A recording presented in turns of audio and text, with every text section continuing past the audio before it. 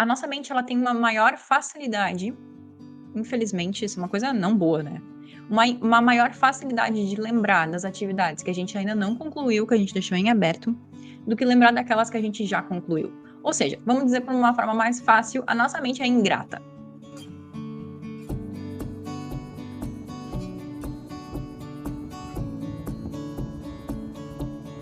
Por quê?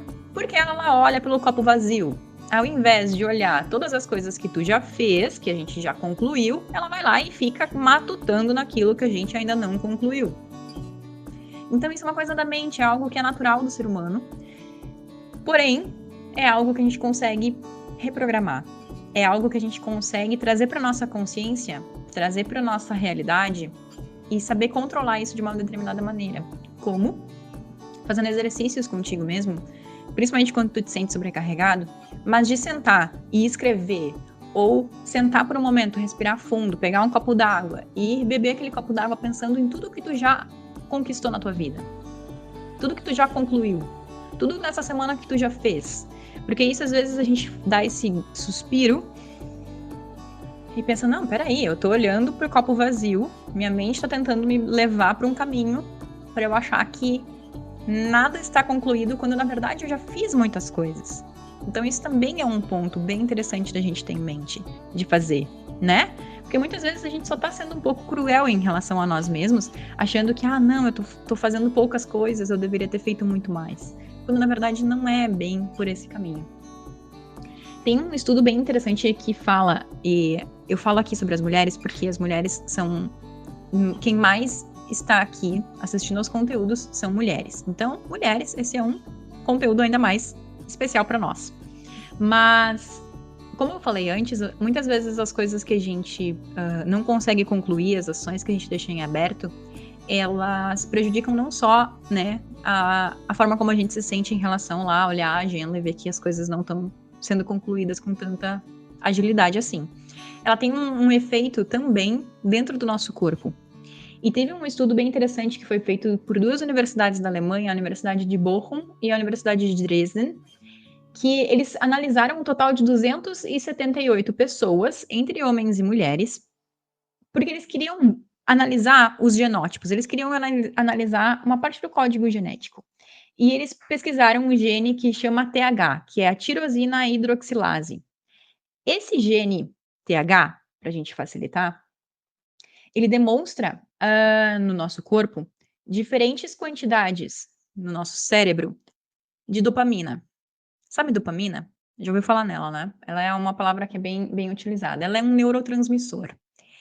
Esse neurotransmissor dopamina, ele é muito bom. Ele faz com que a gente faça as nossas atividades, que a gente esteja num estado mais alerta. Porém, eles verificaram que mulheres que não conseguiam concluir as suas ações, as suas atividades tão bem quanto as demais pessoas, tinham um excesso de dopamina no cérebro. Então, tinha um excesso desse neurotransmissor. Então, às vezes, tem uma explicação dentro do nosso corpo, acontecendo já dentro da nossa bioquímica, dentro da nossa genética, que muitas vezes pode explicar o porquê a gente, às vezes, tem mais dificuldade em concluir ações. E isso é interessante porque a mesma quantidade de dopamina, essa quantidade excessiva de dopamina, não foi identificada nos homens. Então, nós mulheres, a gente tende a, também pelas nossas características, a assumir muitas coisas, a ter responsabilidade não só por nós, mas também pela família, a precisar gerir o lar, a precisar gerir o trabalho, a profissão, muitas vezes o estudo vem aí junto também. Então, às vezes, o fato da gente não conseguir cumprir exatamente com as nossas ações pode estar ligado a esse excesso de dopamina que às vezes tem pessoas, por exemplo, aqui nesse estudo identificou que as mulheres têm uma carga maior, um excesso de dopamina que leva a isso, que leva a não conseguir ter a resolução de atividades com tanta maestria. Estamos aqui dizendo que isso é impossível? Não, porque somos mulheres, a gente sabe que não é impossível. Mesmo para os homens também não é impossível, né? Para ninguém de nós é. No momento que a gente estabelece que a gente vai querer cumprir alguma coisa, a gente pode fazer um plano para que a gente consiga chegar a isso. Às vezes pode ser um pouco mais complicado, às vezes não. Mas fica aqui comigo, porque além desses dados, eu vou compartilhar contigo também uma técnica que ela é muito legal muito fácil de fazer, e que ela vai além do simplesmente tu pegar a tua agenda e colocar lá as atividades que tu quer fazer, a Deus dará, e achar que tá fazendo ali o que precisa ser feito, quando tu não consegue ter uma visão mais ampla, e esse exercício ajuda para que a gente tenha essa visão mais ampla do que realmente precisa ser feito agora, o que precisa ser feito depois, o que não precisa ser feito de forma alguma. Show? Mas fica aqui comigo. Porque a gente está falando sobre a parte agora orgânica. O que acontece com a gente? O que acontece dentro do nosso corpo que às vezes leva a com que essas atividades que não são concluídas mudem a bioquímica do nosso corpo, gerem estresse, gerem a falta de conclusão dessas atividades. Show? Falando no estresse, tem provavelmente já deve ter ouvido também, no cortisol. O cortisol é um hormônio do estresse, que em determinados momentos ele fica mais alto no nosso corpo, em determinados momentos, quando a gente relaxa, ele fica mais baixo no nosso corpo. E esse é um estudo bem interessante que já entra no que a gente normalmente fala aqui no nosso canal, que é sobre o bem-estar, sobre a prática de exercícios físicos, sobre uma boa alimentação, sobre tu conseguir descansar e com isso ter um equilíbrio, né, entre as coisas que tu precisa fazer e as coisas que teu corpo precisa que tu faça por ele. Esse estudo é de uma universidade de Binghamton, nos Estados Unidos, bem interessante também, onde eles pegaram 48 estudantes universitários, tecnicamente saudáveis, ou seja, praticando exercícios físicos. E o que eles queriam ver era saber o nível de cortisol deles em determinados momentos da semana. Então, eles pediram para que esses estudantes fizessem um relatório durante 3 dias do que eles se alimentavam, qual era a alimentação deles. Pediram também para que eles fizessem um relatório das atividades deles numa quarta-feira, ou seja, no que é considerado o pico da semana, né? Onde a gente tem lá um nível de estresse um pouco maior, por ser quarta-feira, nível, né, meio da semana, mas aí na quinta-feira tu já começa a pensar que é final de semana, então tu tende a reduzir o nível de cortisol. Esse foi o pensamento deles. Então eles pediram para fazer um relatório das atividades na quarta-feira, assim como eles pediram para que eles fizessem um relatório das atividades deles no sábado, tecnicamente um dia de descanso. E além disso, então, também relatar qual era a prática de exercício físico que esses estudantes universitários estavam fazendo. Como resultado, o que eles queriam analisar era o hormônio de estresse, o quão estressadas essas pessoas estavam. Eles realmente identificaram que a quarta-feira era o pico não só das atividades, né, relacionadas a trabalho, ao estudo, mas também de cortisol no corpo. Quando comparado ao sábado, no sábado o nível de cortisol era bem menor. Por quê? Porque eles davam mais tempo para o corpo relaxar, para atividades tranquilas, para um pouco mais tempo para lazer. Os estudantes que faziam atividades físicas, eles demonstraram no estudo que o corpo deles tinha uma capacidade de relaxar muito maior que os que não praticavam exercícios físicos. Então, isso é uma coisa legal para a gente ter em consideração também. Eles verificaram que a qualidade da alimentação deles também prejudicou ou melhorou o nível de cortisol. Então, tiveram vários marcadores bem interessantes aqui em relação a esse hormônio do estresse. Eles verificaram nesses estudantes o hormônio do estresse através da saliva, então eles fizeram testes, né, nesses participantes com a saliva, analisaram a saliva desses participantes na quarta-feira e analisaram também no sábado. E de uma forma geral, eles perceberam que na quarta-feira o nível de estresse dentro do corpo deles era muito maior. Mas que no sábado, quando era aliado a um dia um pouco mais tranquilo, com mais atividades de lazer, diminuía o cortisol, até mesmo nas pessoas que tinham grandes níveis de cortisol na quarta-feira. E também eles perceberam uma coisa que nos chama bastante atenção aqui, por conta do que a gente fala aqui nos nossos canais, né?